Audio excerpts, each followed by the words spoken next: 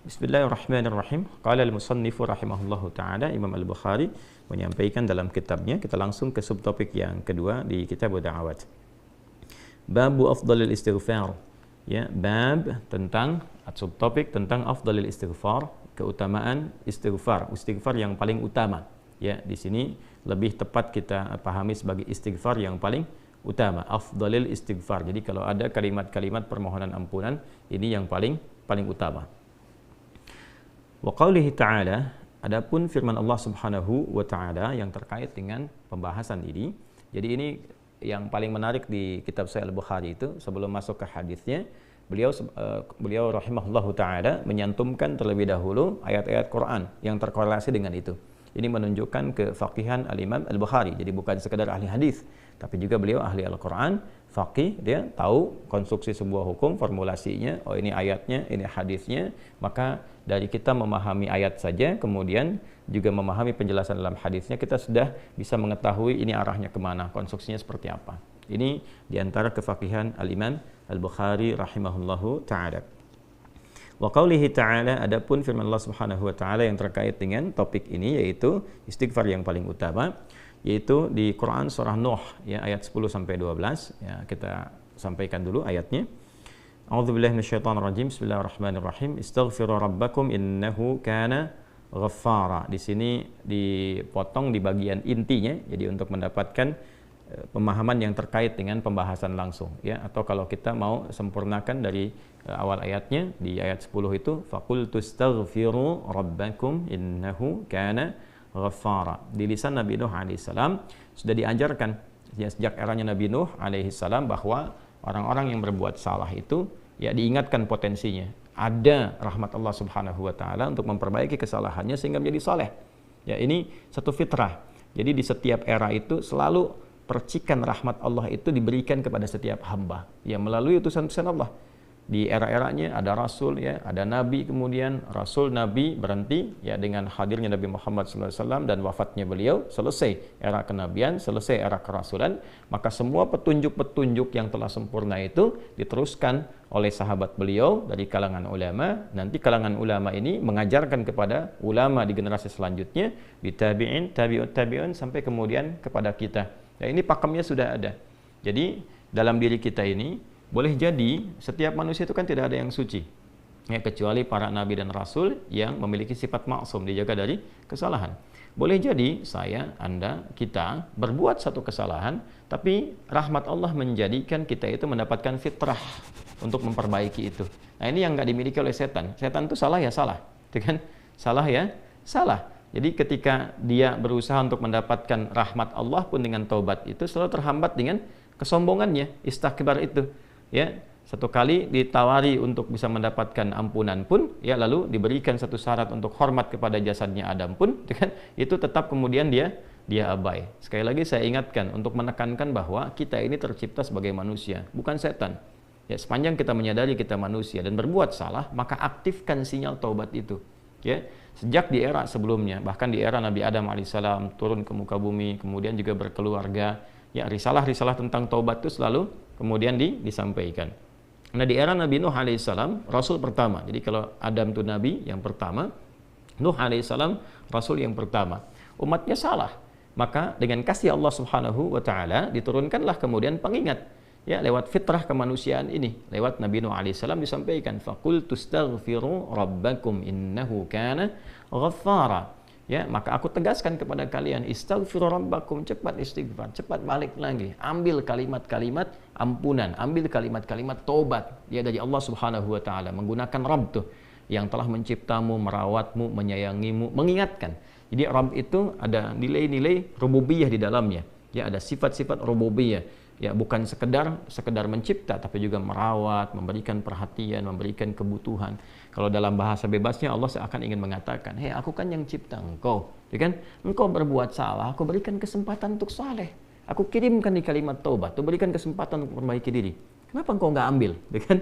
Ya, indah sekali gitu. Ya, aku ciptakan engkau salah, aku berikan jalan saleh. Kenapa ketika aku berikan jembatan untuk memperbaiki diri, engkau tidak ambil? Maka lewat Nabi Nuh alaihissalam, sejak di era kerasulan pertama itu diingatkan sampai nanti puncaknya di era Nabi Muhammad sallallahu alaihi wasallam.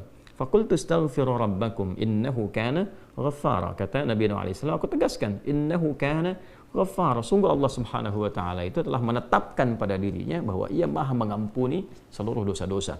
Jadi ada ghafir, ya, ada ghaffar, ada ghafur, dan nanti dilekatkan dengan rahim pada puncaknya. Ya. Misalnya di surat Ghafir di ayat yang ketiga, ghafiridz dzambi wa qabilit taubi, itu menggunakan kata ghafir. Lalu kalau kita jadikan superlatif, ya, dinaikkan lagi tingkatnya menjadi lebih banyak, terus mengampuni dosa, mengampuni lagi, itu dirubah kalimat dari ghafir menjadi ghaffar. Kalau tanpa batas diberikan kemudian sifat yang ketiga yaitu ghafur. Ya, kalau hamba menyimpulkan apakah memang masih diterima, maka Allah turunkan puncaknya berupa sifat rahmatnya, rahim. Qul ya ibadiyalladzina asrafu ala anfusihim la taqnatu min rahmatillah. Innallaha yaghfiru dzunuba jami'a. Quran surah ke-39 ayat 53. Balik ke sini. Ya, jadi ini gambaran yang pertama. Sejak di era kenabian turun yang Al-A'raf ayat 23 itu Rabbana zalamna anfusana. Dan Nabi Adam alaihissalam mendapatkan kalimat itu. Lalu di era Nabi Nuh alaihissalam sebagai rasul pertama diingatkan juga dengan potensi sifat-sifat kebaikan ini yang menjadikan manusia tertuntun untuk senantiasa berbuat baik. Lalu apa sifat rahmatnya?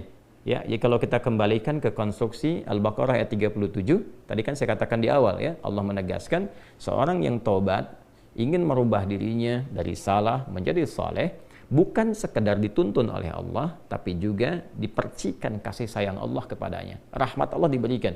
Ya, kembali ke Quran surah kedua ayat 37 itu, fatalaqqa Adamu min rabbih kalimatin fataba alaihi innahu huwat tawwabur rahim. Jadi bukan tawwab saja, tapi rahim juga. Bukan sekedar Allah terima taubatnya, tapi kasih sayang Allah pun diberikan kepadanya. Nah, apa di antara jenis kasih sayang yang Allah berikan kepada seorang hamba yang mau taubat? Ya, maka diteruskan ayatnya sampai 12 di sini. Imam Al-Bukhari menyantumkan di sini sampai ayat 12. Yursilis samaa 'alaikum midrara wa yumdidkum bi amwalin wa banina wa yaj'al lakum jannatin wa yaj'al lakum anhara. Allahu akbar. Ya, justru di sini teman-teman sekalian, istighfar itu, ya, permohonan ampun kepada Allah Subhanahu wa taala, ya, permohonan rahmat Allah Subhanahu wa taala, kembali kepada Allah, mengoneksikan diri kita kepada yang maha baik, itu diantara percikannya adalah mendapatkan lapangan kebaikan. Yursilis samaa 'alaikum midrara. Ya, walaupun Anda mendapatkan kesulitan dalam berkehidupan, bahkan yang sifatnya luas, ya, secara sosial, kalaupun tanahnya gersang, ya, kalaupun kemarau berkepanjangan, itu ternyata dengan satu daerah itu, satu desa itu, satu wilayah itu mengoneksikan diri mereka kepada Allah, beristighfar. Ini faedahnya istighfar. Dengan beristighfar kepada Allah, taubat dari maksiat, ternyata bisa mendatangkan rahmat bukan hanya untuk pribadinya, untuk satu wilayah. Ya, ini pelajaran dari Quran. Ya, Allah akan memberikan kesan begini, jangankan bagi setiap personalnya, setiap orangnya, ya kan? Ada masalah sekampung pun, contohnya kekeringan misalnya, contohnya kemarau, lalu sekampung itu, ya, atau ada orang-orang soleh di situ yang membiasakan taubat kepada Allah, istighfar kepada Allah, mengoneksikan dirinya kepada Allah, ya kan? Itu luar biasa, percikan rahmat Allah. Ya, apa di antaranya? Yursilis sama, ya, 'alaikum midrara. Allah memerintahkan kepada langit itu untuk menurunkan hujan, ya, dengan curah yang memberikan maslahat. Kemudian wa yumdidkum bi amwalin wa banina. Ya, lantas kemudian melapangkan kepada engkau urusan hartamu, ya, bahkan memberkahi engkau dengan keturunan-keturunan yang baik. Jadi masya Allah, ya, orang tua yang rajin istighfar, suami yang rajin istighfar, itu ternyata bukan sekedar menjadikan ia mendapatkan penerimaan taubat. Dia berhenti dari perbuatan maksiat, usaha-usaha yang tidak baik, dagang yang tidak benar, itu kan perbuatan curang, ya, perbuatan menipu, perbuatan-perbuatan yang tidak elok, korupsi, jauhi potensi itu. Disogok dia hindari, diajak korupsi dia jauhi dan sebagainya. Lalu konsisten pada kebaikan dan dia isi dengan istighfar. Astaghfirullahalazim, astaghfirullahalazim. Rabbana zalamna anfusana wa illam taghfir lana wa tarhamna lanakunanna minal khasirin. Dia konsisten pada kebaikan itu, wa yumdidkum bi amwal. Allah akan lapangkan dia pada harta-harta yang lebih berkah. Allahu akbar. Itu faidah istighfar. Jadi kalau kita biasakan bertekad, berniat memperbaiki diri dari yang salah menjadi baik, itu Allah sudah berikan motivasi. Aku bukan hanya terima taubatmu, tapi aku rubah keadaan hidupmu lebih istimewa, lebih mahal nilainya dibandingkan dengan keadaan sebelumnya yang terlihat seperti fata morgana. Kemudian dikuatkan dengan Quran surah ketiga Ali Imran ayat 135, ya. Di sini disampaikan Allah Subhanahu wa taala berfirman, a'udzubillahi minasyaitonir rajim. Bismillahirrahmanirrahim. Walladzina idza fa'alu fahishatan aw zalamu anfusahum ini dzakarullaha fastaghfaru lidzunubihim wa may yaghfiru dzunuba illa Allah wa lam yusirru ala ma fa'alu wa hum ya'lamun. Di highlight di sini di firman Allah Subhanahu wa taala, dzakarullaha fastaghfaru lidzunubihim.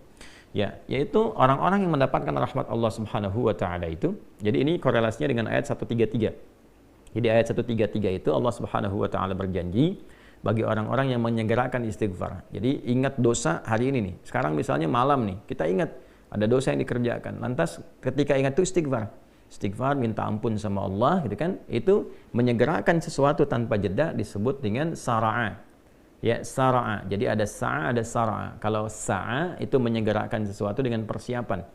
Tapi kalau dia bersegera cepat, nyaris tanpa jeda, itu menggunakan sara'a. Sehingga guru-guru mengatakan bisurah, cepat, nggak usah banyak jedanya, ya kan?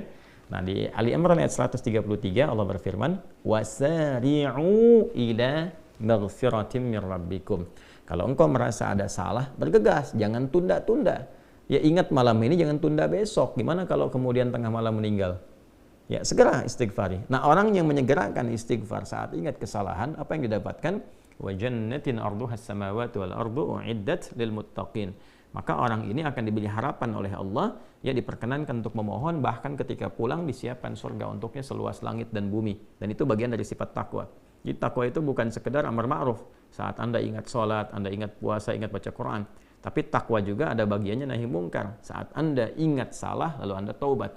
Ya, saat Anda ingat salah, Anda pengen jadi soleh. Saat Anda ingat maksiat, Anda ingin taubat. Itu bagian dari takwa. Nah, bagaimana kemudian cara mengimplementasikan itu semua? Nah, ini poinnya. Ya, walladzina idza fa'alu fahishatan aw zalamu anfusahum dzakarullaha fastaghfaru lidzunubihim.